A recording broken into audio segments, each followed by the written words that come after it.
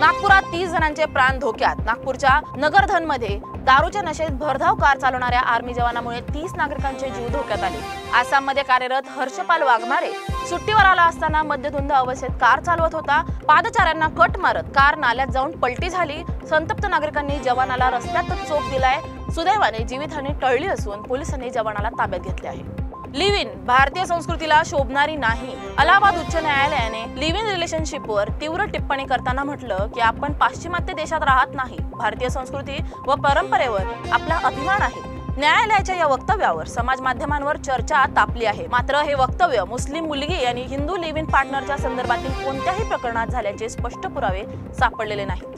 PG मालकाकडून विद्यार्थिनीवर बलात्कार। बंगळुरूतील एका कॉलेज विद्यार्थिनीवर पीजी मालक अशरफ याने बलात्कार केल्याची धक्कादायक घटना उघडकीस आली आहे। फक्त 10 दिवसांपूर्वी पीजी मध्ये राहायला आलेल्या पीडितेला आरोपीने रात्री कारमध्ये जबरदस्तीने बसवून निर्जन स्थळी नेले आणि बलात्कार केला। पीडितेने पोलिसात तक्रार दाखल केली असून पुढील तपास सुरू आहे। राजीनाम्यानंतरही बंगला न सोडल्याने मुंडेंवर दंडाची कारवाई। बीड जिल्ह्यातील सरपंच संतोष देशमुख हत्या प्रकरणात वाल्मिक कराड याचे मुख्य आरोपी म्हणून नाव समोर येताच मंत्री धनंजय मुंडे यांना राजीनामा द्यावा लागला। मुंडेंनी राजीनामा देऊन काही महिने झाले तरीही त्यांनी मालाबार हिल येथील सातपुडा हा सरकारी बंगला सोडलेला नाही।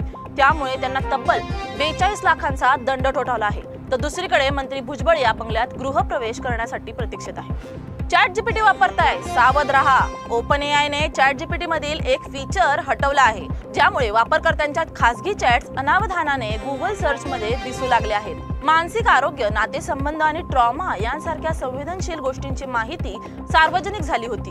मेक दिस चॅट डिस्कव्हरेबल या पर्यायामुळे गैरसमज होऊन खासगी माहिती लीक झाली। ओपन एआय आता हे चॅट्स गुगल मधून हटवत आहे आणि गोपनीयतेबाबत नव्याने विश्वास मिळवण्याचे आश्वासन देत आहे। तज्ञांनी यावर गंभीर चिंता व्यक्त केल्या आहेत। अमेरिकन शेअर बाजारात 1 ट्रिलियनची घसरण। फक्त एका ट्रेडिंग सत्रात अमेरिकन शेअर बाजारात तब्बल $1 ट्रिलियन ची घसरण झाली।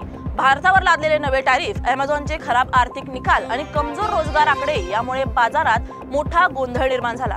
नॅसडॅक प्रमुख घसरणीत तर S&P 500 वर डो जोन्स देखील धडाधड खाली आले। भारतावरही व्यापारी धोरणाचा थेट परिणाम होणार नसल्याने आता सर्वांच्या नजरा फेडरल रिझर्व्हच्या पुढील निर्णयाकडे लागल्या आहेत।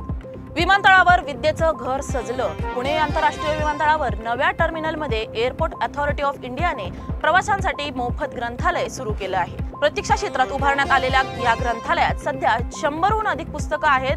कथा, आत्मचरित्र, प्रवास वर्णन, प्रादेशिक साहित्य अशा विविध प्रकारात कोणतीही नोंदणी किंवा शुल्क न घेता प्रवासी पुस्तक निवडून वाचू शकतात। एअरपोर्ट डायरेक्टर संतोष ढोके यांनी याला प्रवासात ज्ञानाची जोड असल्याचं सांगितलं असून प्रवाशांच्या प्रतिसादानुसार संग्रह वाढवला जाणार आहे।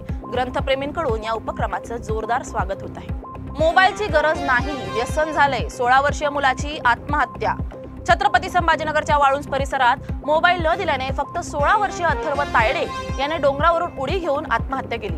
पोलीस भरतीसाठी प्रशिक्षण घेत असलेल्या अथर्वने काही दिवसांपासून आईकडे मोबाईलसाठी हट्ट धरला होता।